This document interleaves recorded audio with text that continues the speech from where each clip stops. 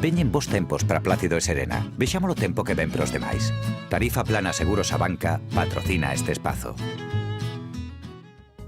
Son casi las 9:30 de la noche, llega a este plató la información del tiempo, de la mano de Xavi Fonseca. Buenas noches. Muy buenas noches, Gladys. Después de 3 días de temporal en Galicia, hoy hemos tenido una jornada mucho más tranquila, por fin. Hemos tenido, pues para empezar, vientos mucho menos intensos y las lluvias también han sido mucho más importantes. Un día mucho más estable, como decimos, y con dos grandes protagonistas. Vamos a verlos. Uno de ellos, sin duda, el sol, que después de 3 días con el cielo nublado ha vuelto a lucir con ganas en Galicia, aunque también hemos visto algunas nubes bajas que no han molestado demasiado, de todas formas.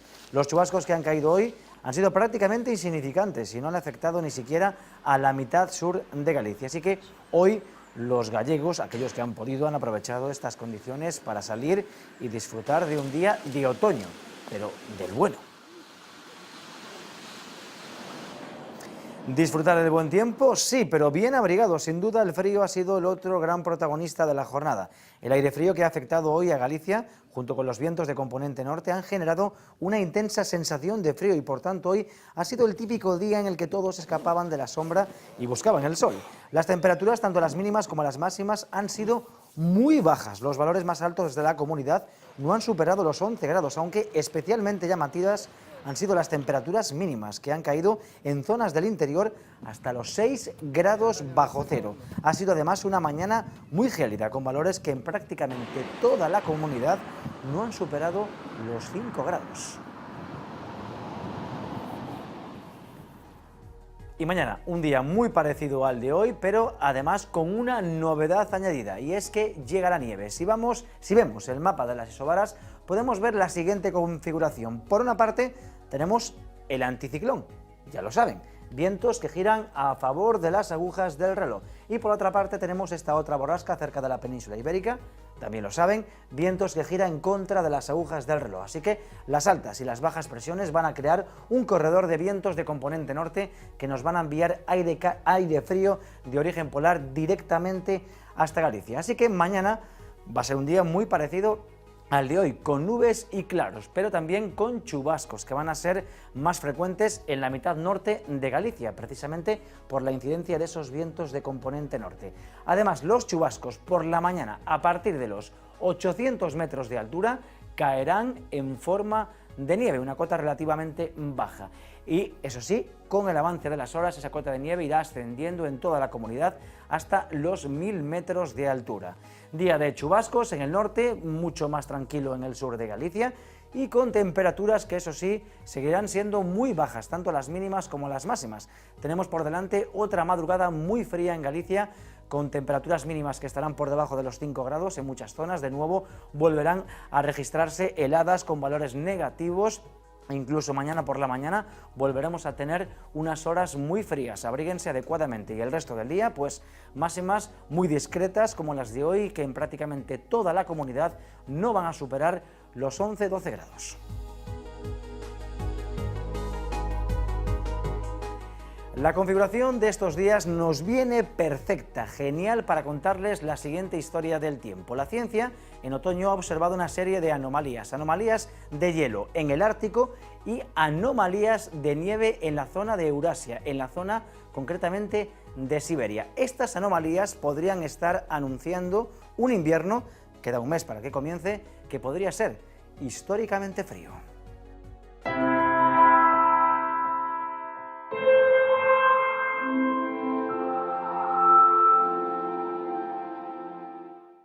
En octubre, la comunidad científica atiende a 2 zonas de la Tierra para intentar pronosticar qué tipo de invierno tendremos, el Ártico y Siberia.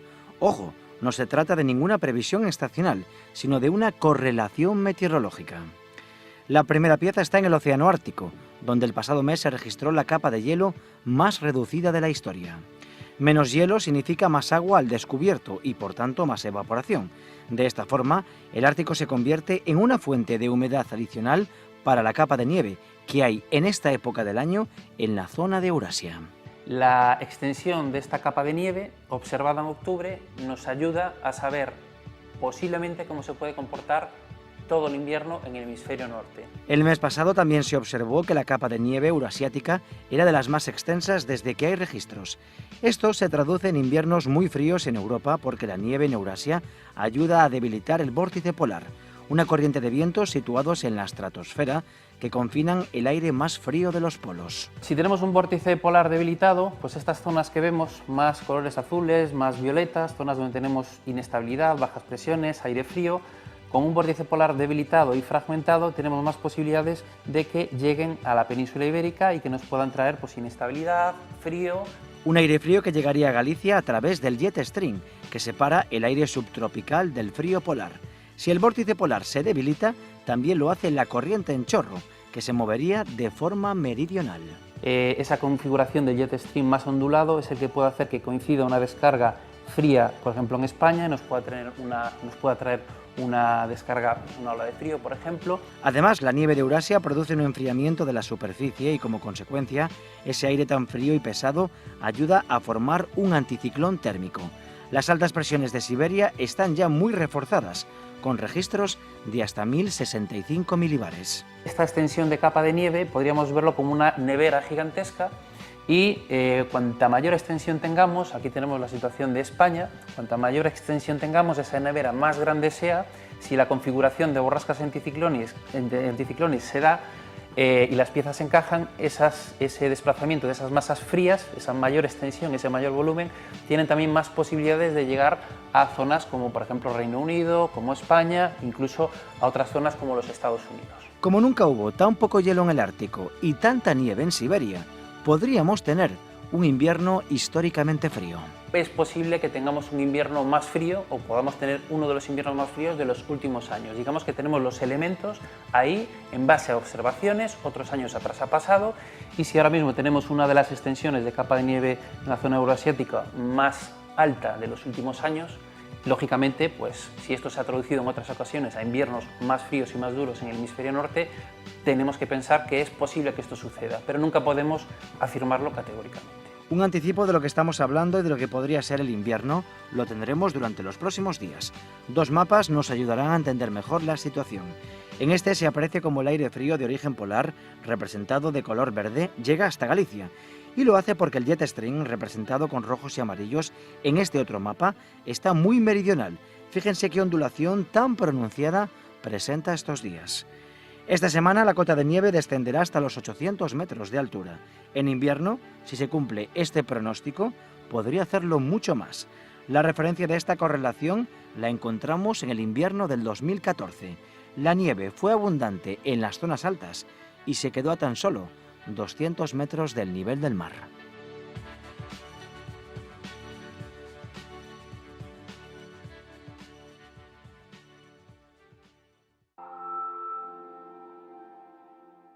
Veñen bons tempos para Plácido e Serena. Vexámolo tempo que ven pros demais. Tarifa Plana Seguros Abanca patrocina este espazo. Ayer mismo les mostrábamos esta imagen. Son los alumnos del Colegio Ramón de la Sagra de A Coruña y sus padres. Protestaban y lo harán en los próximos días para exigir que las obras en su cole se lleven a cabo fuera del horario lectivo. Y es que esos trabajos consisten en sustituir las planchas de amianto del tejado, un material cancerígeno. El amianto ahora mismo ya no se puede usar en construcción, pero dejó graves secuelas en personas que estuvieron en contacto con este material en los 60 y que 20, 30 y 40 años después están manifestando o han manifestado graves enfermedades. ¿Podría ser malo para la salud de estos niños? Se lo vamos a preguntar a nuestra siguiente invitada, nuestra invitada de esta noche. Nos vamos en directo a Santiago de Compostela para saludarla. Carmen, Diego, ¿qué tal? Muy buenas noches. Hola, buenas noches. ¿Qué tiene este amianto para que en su día se dijese no puede ser utilizado de ninguna forma? ¿Qué le pasa a nuestra salud? Bien, el amianto está reconocido por la Organización Mundial de la Salud desde el año 1987 como un agente cancerígeno del grupo 1A. Esto quiere decir que es capaz de producir cáncer en humanos. Desde entonces hasta la fecha en España pues, se han ido aplicando diferentes medidas para que el amianto se fuera prohibiendo y desde el año 2002 está totalmente prohibido su uso. En este caso de este centro escolar de A Coruña, está en la cubierta de una zona del edificio. Los padres dicen se está haciendo la obra o se va a hacer en horario lectivo. ¿Ese movimiento de esas planchas podría afectarle a los niños?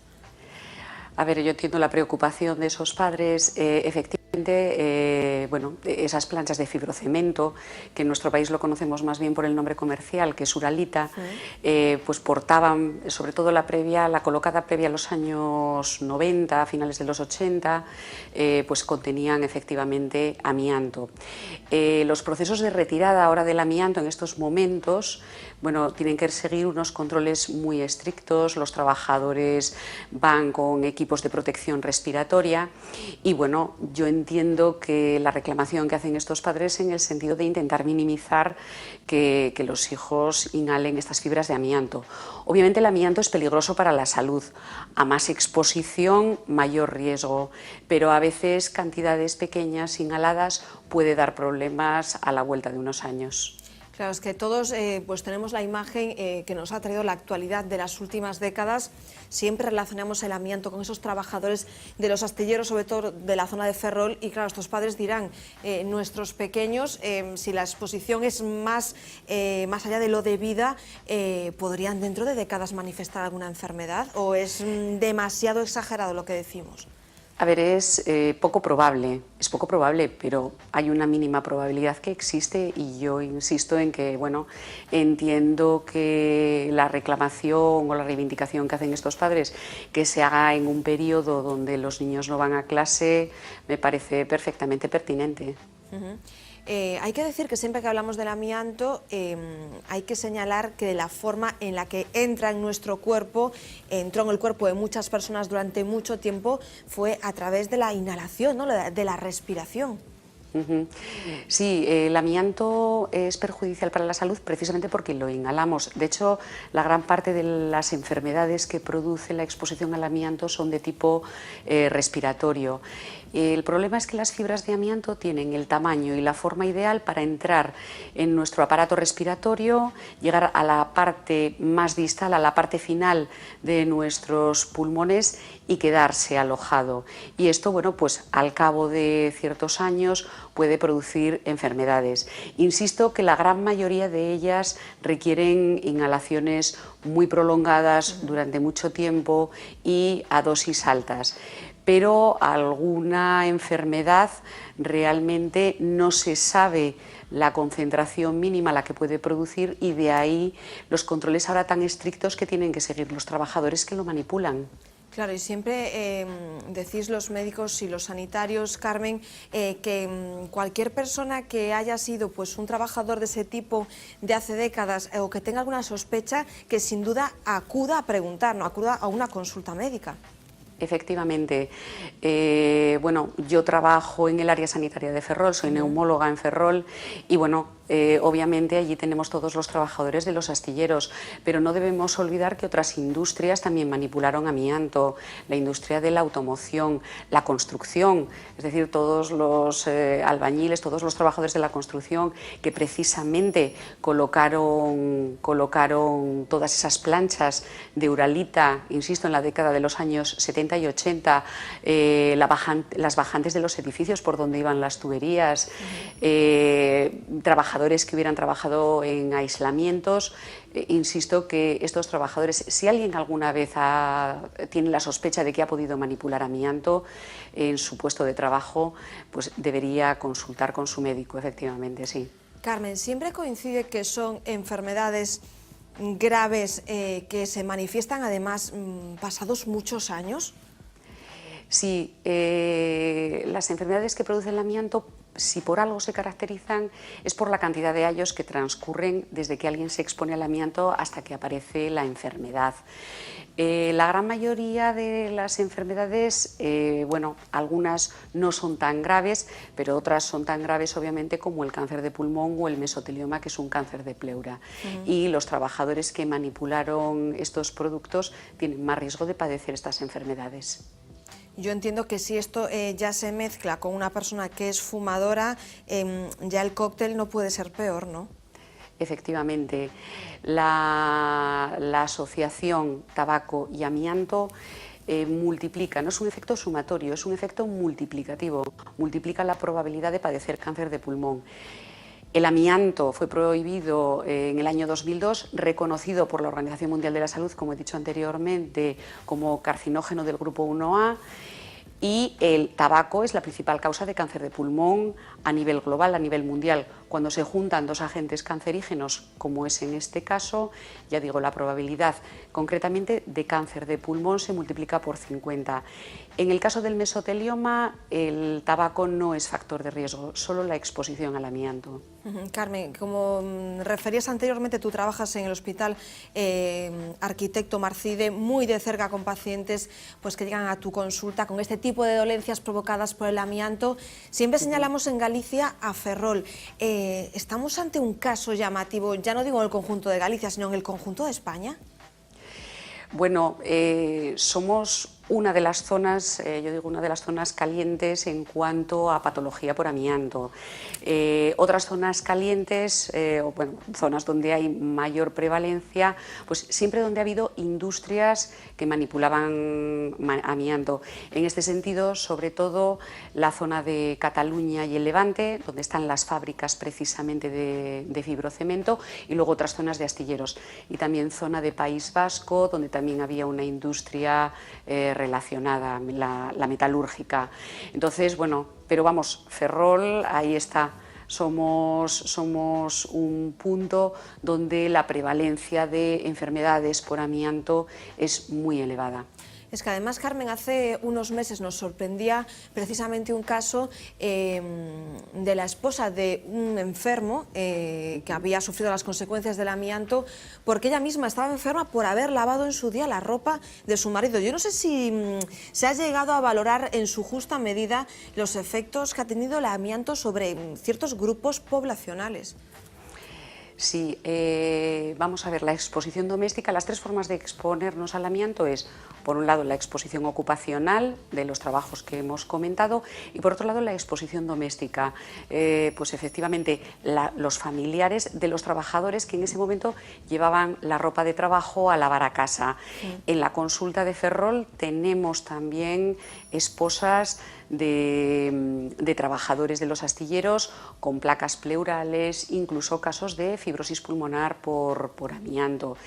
Y bueno, sí es verdad que el protocolo de vigilancia sanitaria del Ministerio de Sanidad establece una vigilancia para los trabajadores, pero no para sus familias. Y desde luego también insisto en que si las familias o las esposas de alguno de estos trabajadores piensa que también que pudo estar en contacto con el amianto, creo que debe comunicárselo a su médico de cabecera y por lo menos realizar las pruebas, que consiste en una espirometría y en una radiografía de tórax.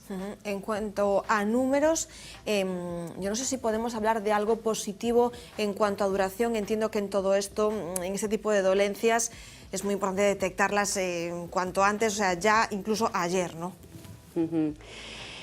A ver, desde luego en los astilleros de Ferrol el 70% de los trabajadores que han pasado por la consulta tienen algún tipo de afectación. Luego lo que se hace posteriormente es una vigilancia pues para intentar detectar, lo dicho, casos precoces de cáncer de pulmón que a veces, pues cuando se han pillado en estadios precoces, pues podemos poner algún tipo de tratamiento, podemos operarlos, etcétera. Pero sobre todo el tratamiento es un tratamiento preventivo. Se trata de hacer una prevención médica, de intentar detectar estos casos y estos trabajadores. Carmen, tú que has trabajado tanto también a nivel investigador y universitario sobre este caso, ¿crees que debería haber existido un protocolo lo suficientemente firme como para decir todos aquellos que en estas décadas trabajas en estos sectores deben pasar de forma inmediata por la consulta de un médico? A ver, desde luego en los astilleros esto se ha hecho. La verdad es que parte de este mérito, además, bueno, lo tienen sobre todo también los sindicatos, también la Asociación de Afectados por Amianto, Agavida, es una asociación de pacientes de trabajadores y de pacientes muy activa, y yo creo que han hecho una gran campaña de concienciación a nivel de la sociedad, de que no solamente los trabajadores de los astilleros son los únicos expuestos, sino que puede haber más trabajadores, y me parece fundamental el papel que las fuerzas sociales en este sentido juegan. Pues Carmen Diego Roza, muchísimas gracias por haber estado en Más que Contar, por resolver estas dudas que tienen tan preocupados a estos padres y bueno, por mirar un poco hacia atrás y también ver un poco el presente de estas dolencias provocadas por este amianto tan terrible. Gracias, Carmen, muy buenas noches. Gracias a vosotros, muchas buenas noches. Seguimos, sin duda es una de las imágenes de la semana. Nuestro tenista más laureado, Rafa Nadal, podría haber sido el último en someterse a un tratamiento estético en auge entre los hombres, los injertos capilares. La lista de celebridades que han repoblado sus calvas abarca el deporte, la política y el espectáculo. Hoy acudimos a un especialista en este tipo de operaciones para revelarles los entresijos de la terapia de moda.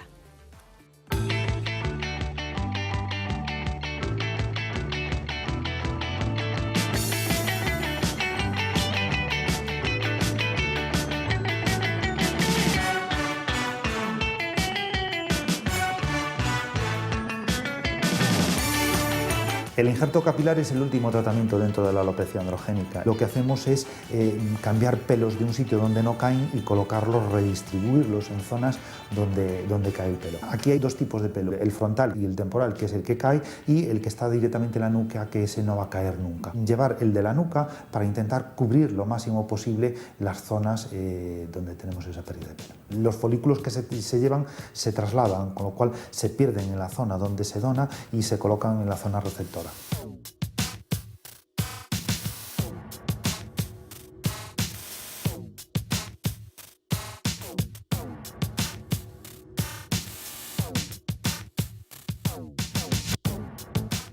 Vamos a proceder a extirpar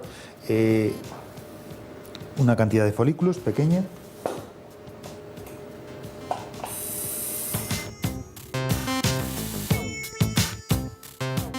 Creo que deberíamos estar rapados en todo caso, ¿no? Sí, estamos haciendo rapado. A ti te lo estamos colocando, como son pocas unidades foliculares, pues directamente sin rapar.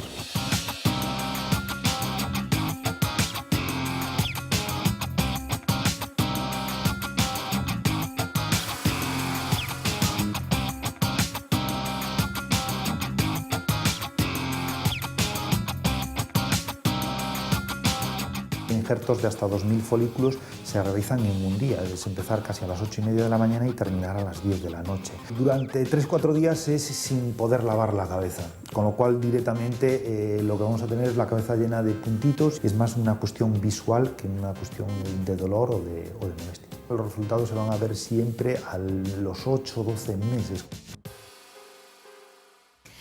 Marina llegó al freestyle casi por casualidad, pero desde el principio su entrenador y seleccionador español vio en ella unas cualidades excepcionales. Y vaya si las ha demostrado, esta moañesa de 14 años acaba de proclamarse subcampeona del mundo de salto en Tailandia. Marina Oliveras no solo ha logrado la medalla de plata en este mundial, sino que con su salto de 1,18 m se ha convertido en el nuevo récord de España, una marca que ya ostentaba ella misma. Sobre las perspectivas de futuro coincide todo el sector. Si con 14 años y casi recién llegada a este mundo, Marina es capaz de conseguir la plaza con esta soltura, el oro es solo cuestión de tiempo.